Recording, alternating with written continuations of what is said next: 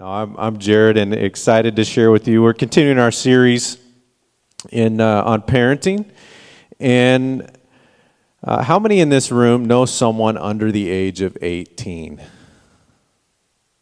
All right. If you raise your hand, if you didn't, I see some people that are under 18 in here. Go meet them. If you do, this message is for you. Okay.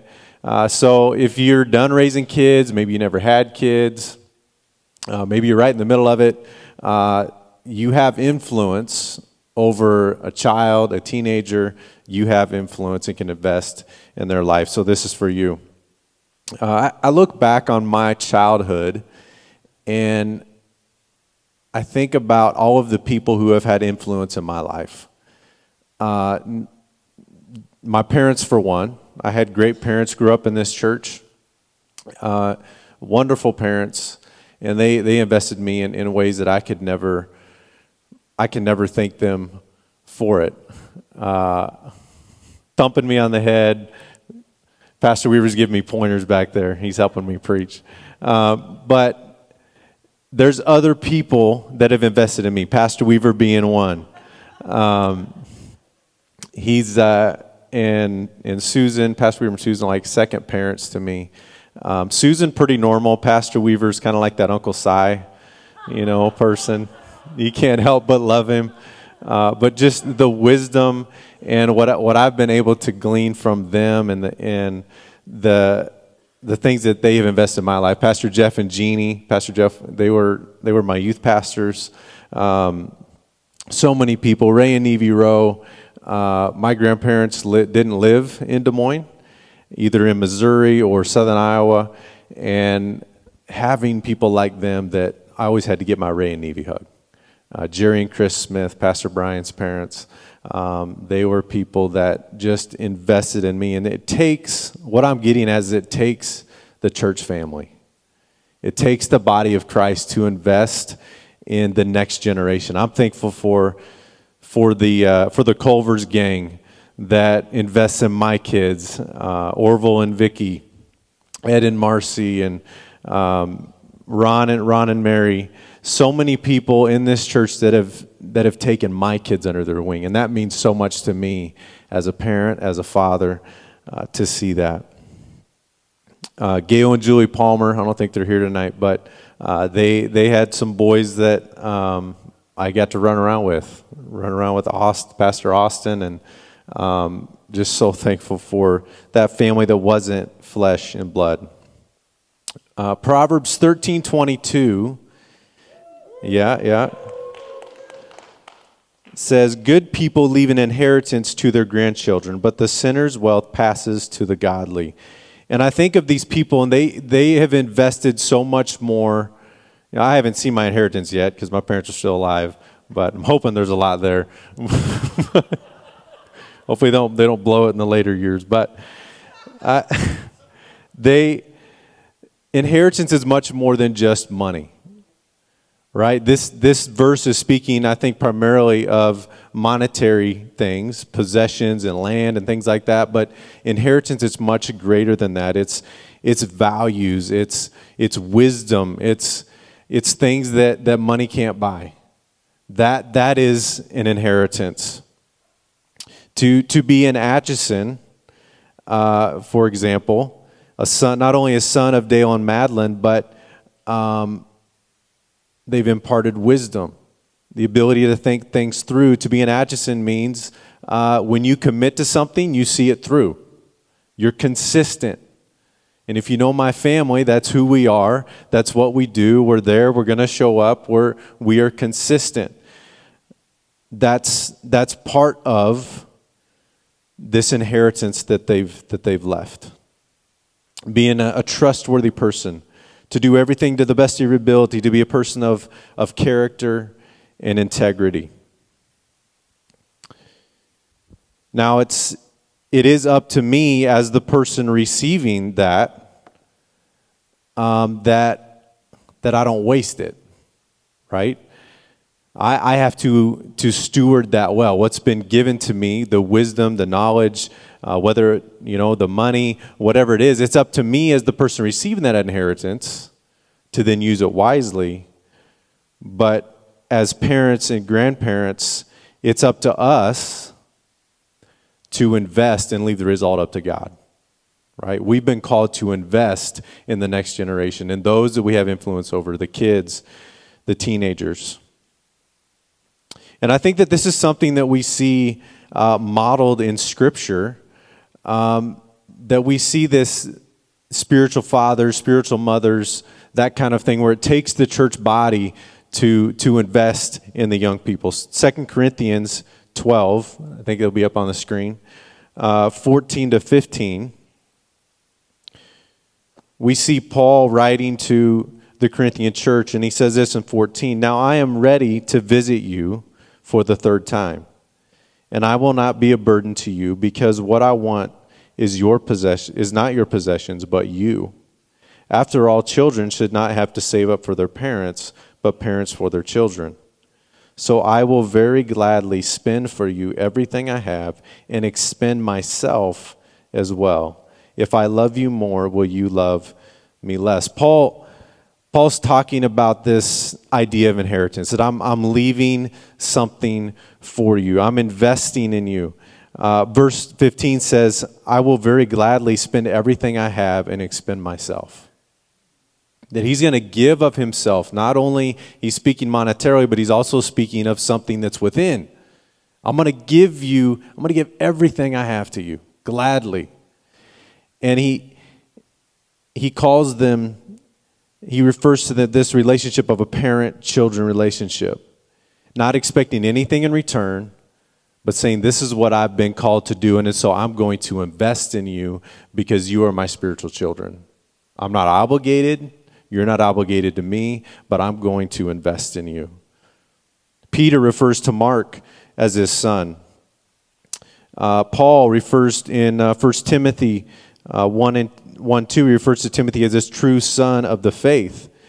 In 1 Timothy, 2 Timothy, we can read about all of those things that Paul gave to Timothy, this young pastor who's going in the ministry, and Paul is discipling him, he's investing in him. We can read of those things. He refers to Onesimus, the slave, in Philemon 1:10 as a child. And so this is a common theme within Scripture, right? And I think it's so easy for us to say, well, that was Paul, right? Or that's the pastor's job. That's the deacon. That's the elder. That's the people, the Sunday school teacher. Those are the people that do that. No.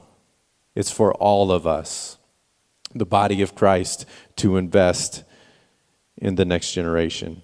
And I think that we forget that we can make a difference. I think we forget. And you will never realize or know the depth of which you impact someone's life. You'll never know. Sometimes we get to have those conversations with those people that we've impacted, and they come back to us and they thank us, but more times than not, you will never know this side of heaven.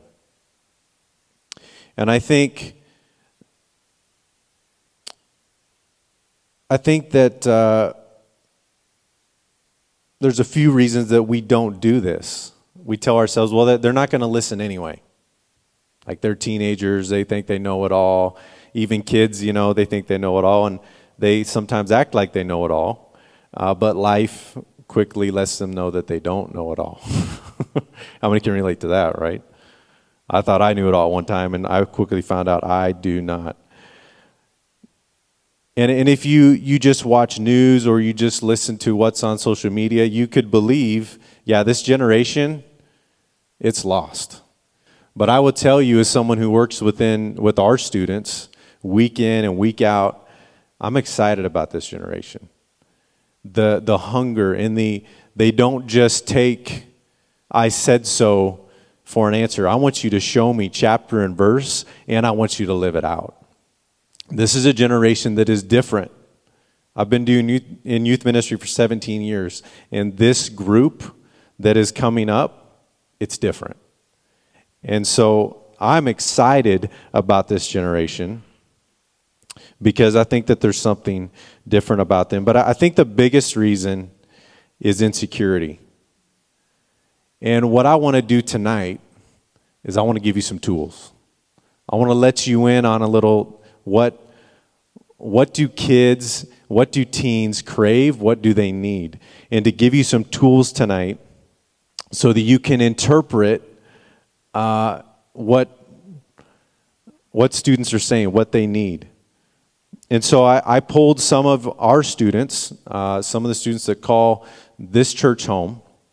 I text them. Becky reached out to a few of the girls, and I asked them, "What do you need from the students? Need from the adults? Need from your parents? The people in your life? What do you want? What do you need? What do you crave?" And I kind of put it in some of the Gen Alpha lingo, and if they were to, I asked my kids about it, they're dreading this right now, like, Dad. But I think this will be kind of fun. These are some of the things that they said, and I'm putting it in some of their lingo. Caden, you can tell me if I'm right on with this. It would sound something like this. Ayo, I need you to vibe with me. Like really be there and feel me. No cap. I want to feel seen and heard. You dig, bruh? I crave a safe spot to just be real and a friend who's got my back 100%. Don't be trolling. Got to keep it 100 and be there for real. Tell me how to navigate life and chase after God, fam. I need that wisdom and advice because I'm low-key tripping sometimes. Lost out here. Don't forget to drop some straight fire prayers for me, fam. Did I nail it? How many got understood exactly what I just said? You right? Well, tonight I want to translate, okay? I want to translate for you tonight. And even though the slang and the terminology has changed in the last 17 years that I've been doing youth ministry, it's changed since I was a kid. It's changed since you were a youth. The things that kids and students need, that has not changed. That has remained the same.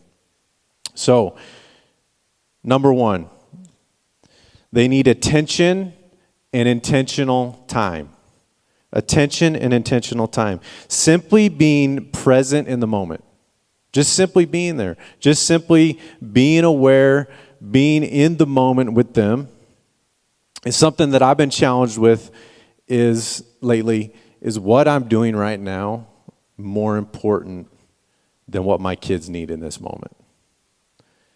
And I catch myself at times when really what I'm maybe doing at that moment, maybe it is important, maybe it's not. But I have to catch myself sometimes when my kids want to interrupt me and have a conversation, or they bring something to me, and I have to think and stop. You know what? This is a season, and there's going to come a day where this will be the last time. This will be the last time this happens. Pastor Carey and Lori talked about that last week. This will be the last time that this happens, and is what I'm doing right now so important? Yeah, you're going to have to wait. Being intentional, paying attention. I think that in human nature, we all have a desire to be known, right? We want to be known. And I think that most kids and students are asking this question, do you see me? Do you see me? Does anybody notice? We hear little kids all the time. Daddy, watch this. Look, come here. Look at this. Watch me. We all have this innate desire to be known, and that's God-given, because we were made to be known by a creator. But I think that if we don't feed that in the childhood and teen years, you begin to see that become so destructive in the way that they talk, in the way that what you wear and what you do, just so that I can be seen. And I see it time and time and time again, these students that wreck their lives because they just want to be seen. They just, does somebody see me? Does somebody care?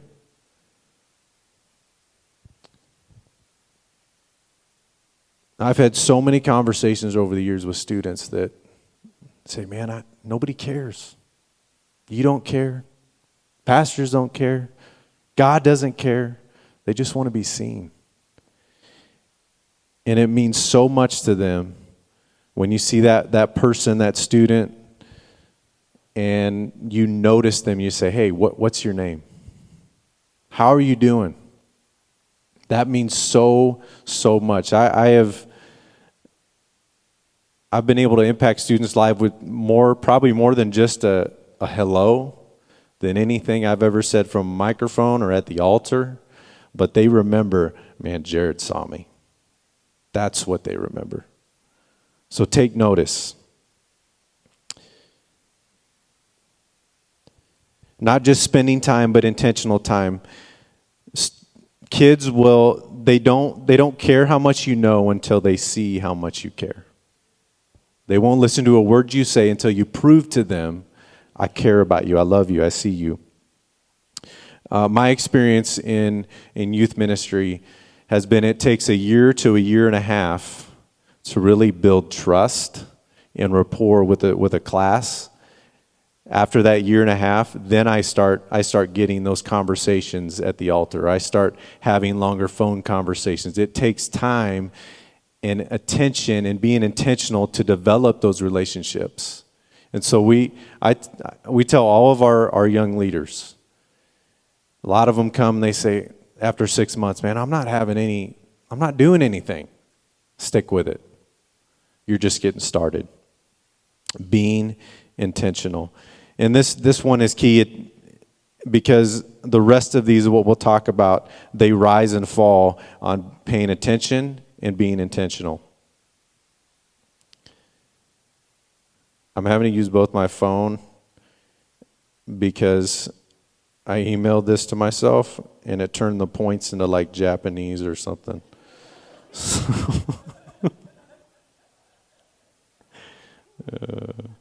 Trying to go Android to Apple. See, the struggle is real. Number 2, accountability.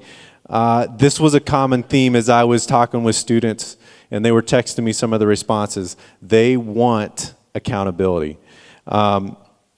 This is going to look different depending on the age of the child. Obviously, you can be a little more upfront, a little more personal maybe, and be a little more direct with a teenager than you can a child. But there's different levels of accountability based on where that child is at, where that kid is at. I think one of the biggest things that we can do is you model this for them. You begin to speak of language like, yeah, dad, mom, dad, grandpa, grandma, we have to be accountable to somebody. I'm accountable to my boss. I'm accountable to ultimately God. I answer to somebody, and modeling that for them speaks volumes. One of the big things that I think that I've tried to show my kids is, and students as I talk with them, is I tell them that I have other accountability partners in my life. I have people that I have conversations with that when I'm going through something, that when I'm struggling with a sin or whatever it may be, I tell them, man, I'm going to talk to Pastor Austin. I'm going to talk to Pastor Luke. I'm going to talk to Pastor Zach or Pastor August, those guys that are in my life that hold me accountable. And I let them know this is important to me, so this needs to be important to you. So modeling accountability for them. And I think that letting them know that accountability works in the positive as well. Those people that I go to that I'm going to share my junk with, those are also the first people that are going to celebrate with me. When I have the little wins over something, or over a temptation, over maybe a big life change or something that's happening in my life, that they get in my corner and they cheer me on. Those are also the people that walk through those things with me as well. With accountability, care enough to check in. Care enough to check in. Hey, we talked about this the other day. How's it going? That speaks volumes. Be consistent in this. Hold them accountable. They crave it. They need it. Number 3, a safe place to be vulnerable and loved unconditionally.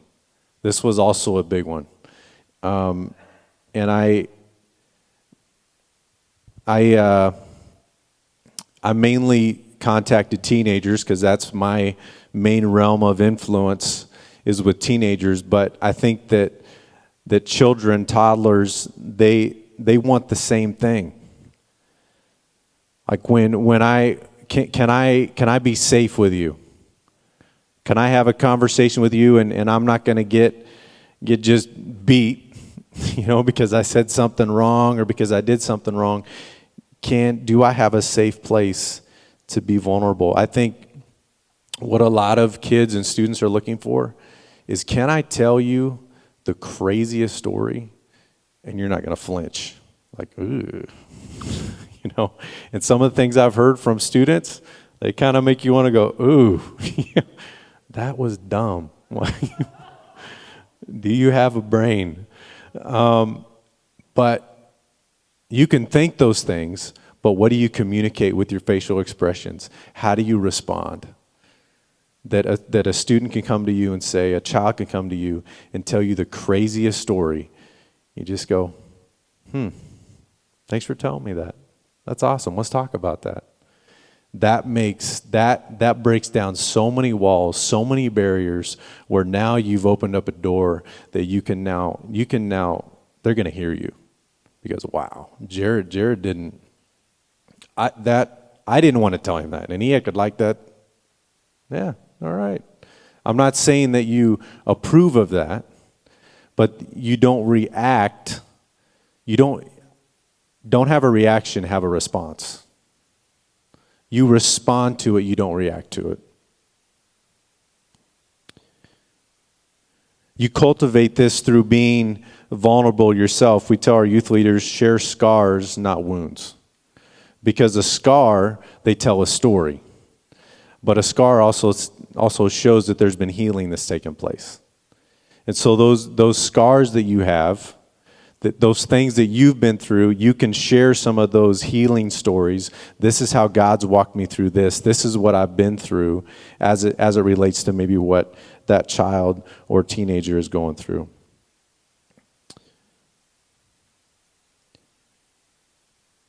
I think a kind of a personal story when I think about this being a safe place to be vulnerable and loved unconditionally. When I was in middle school, I remember when I was first exposed to pornography.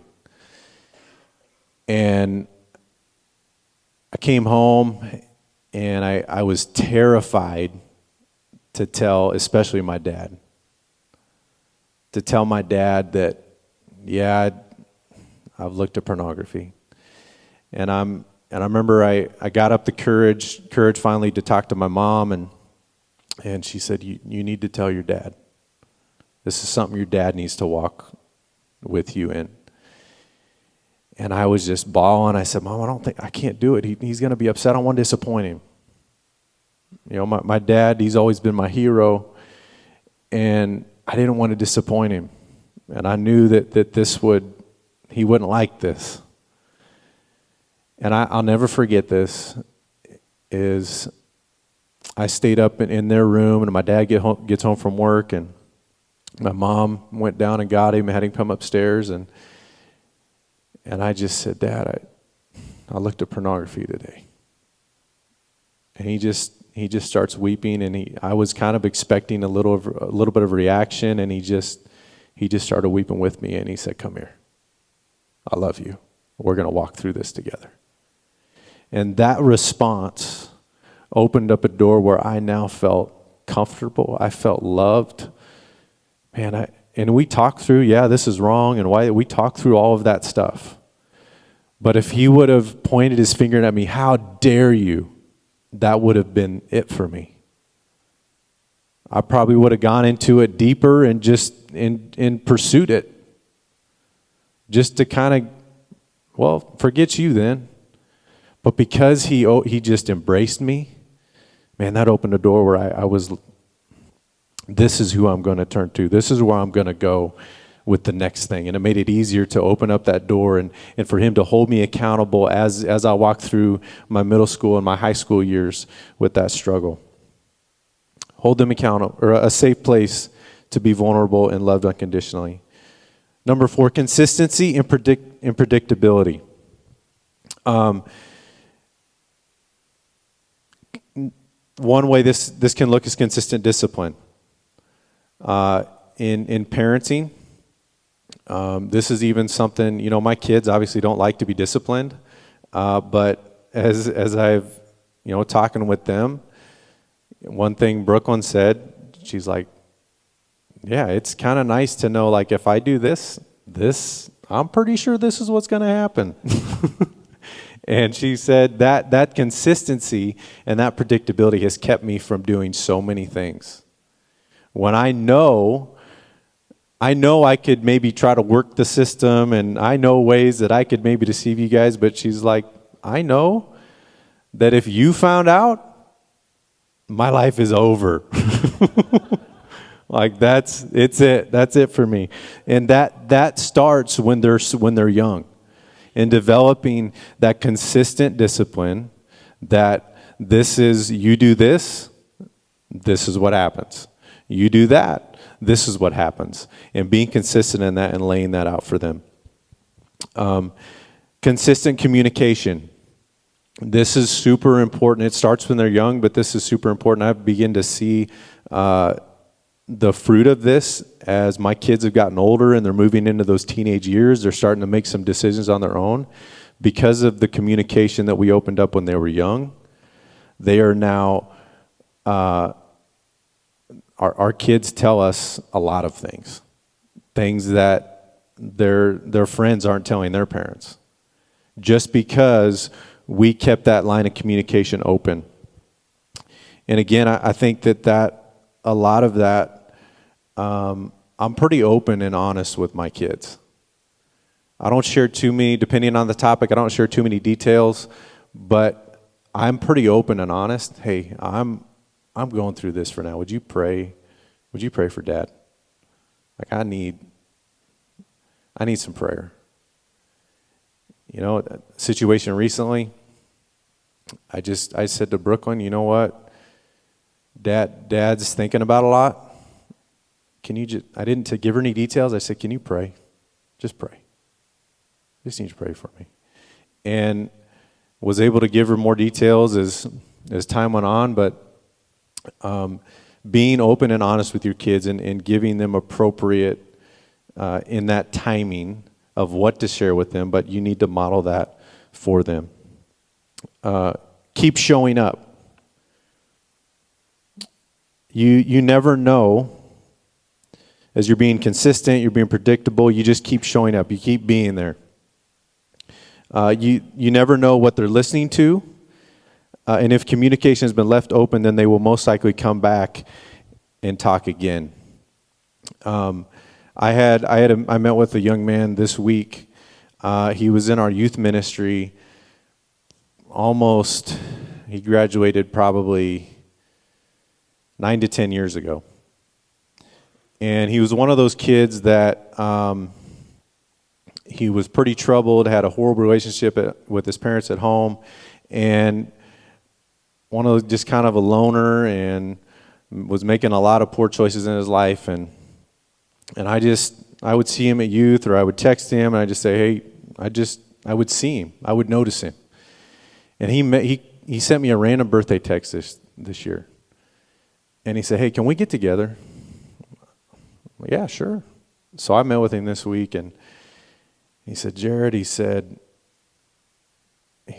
said, just thank you for showing up. Thank you for seeing me. Thank you for being consistent.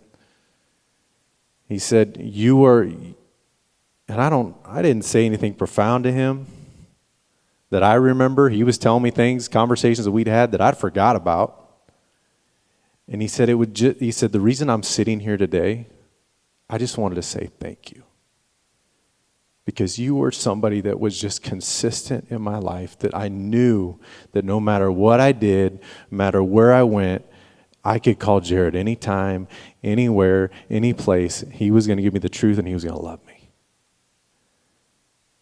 And those conversations, man, I cherish that conversation. Because there's a lot of kids and people that you invest in that you'll never get to have that conversation. But man, you just never know. But by showing up, being consistent, that made an impact on that young man's life. And now he's 500 days sober from alcohol. He's a youth leader at his local church. He's hosting young adults at his house. His life is just completely turned around. And that was God's work. God did that. It wasn't anything I did. But I'm thankful to have played a role in that young man's life. 5, live it in front of them. Model it. Show them what you do and why. Let them take them to the grocery store with you. Just spend time. Just show them, why do you do the things that you do? Maybe you manage money well. Show them why. Some of you, you have great business minds. You take a student, you take a kid and you start discipling them. Let me show you how I make money, how I do this, why I do this. Disciple them. Teach them as you go along, so that as they see the hunger that you have for God, how you live your life, they understand why, they understand how to do that. Don't push religion on them. Show them a relationship. Don't just push religion. You got to go to church. You have to do this. You have to do that. But just show them what a relationship looks like. One of the things that made an impact on my life growing up is I would, late at night, I would maybe go into my parents' room if I needed something, because I always drug my feet on going to bed. I didn't want to go to bed. I thought I was going to miss out on something. And I would go and I would catch my dad reading his Bible on his bed. Sometimes weeping, praying for people, reading his Bible, and that is an image that I will never forget. Or when I would come home, when I was a senior, I'd come home for lunch, and I would see my mom at the table with her Bible open and a list of people that she was praying for. They showed me, this is what following God looks like. This is what it looks like.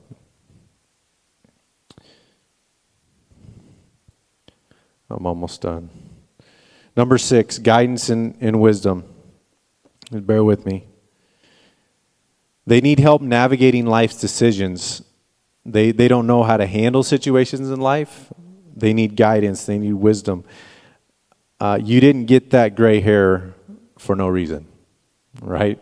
Mine's starting to come in a little bit. This side's Brooklyn. This side's Bryce. This is Kale. You didn't get that gray hair for no reason.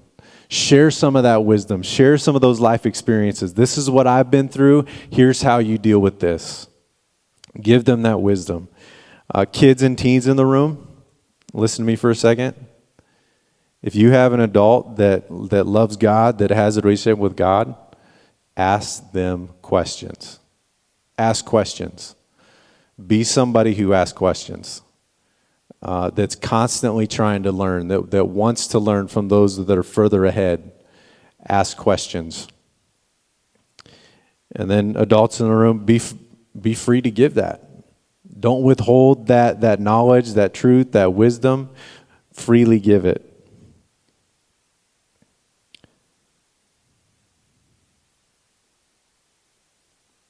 And lastly, prayer. Pray for them.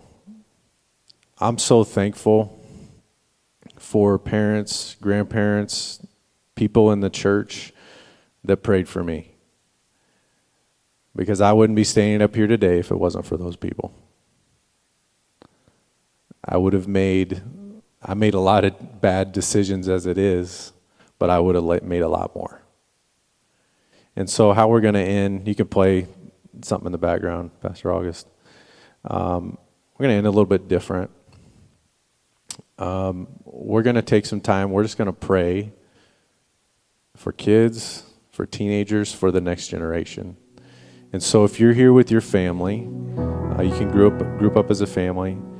If you're not, maybe grab a few people in the row behind you, in front of you, And we're just going to take some time and maybe pray for those people, those students, those kids by name. And then ask God, drop some names in my heart. Who do you want me to invest in? Who have you put in my life? I think many times we pray that God, give me an opportunity, give me someone to invest in. And I think we need to be asking, who's already there? Who's in front of me? Who's in front of me? And so get a little bit different, but find some people around you. We're just going to take some time, pray together, and then I'll come up and we'll dismiss.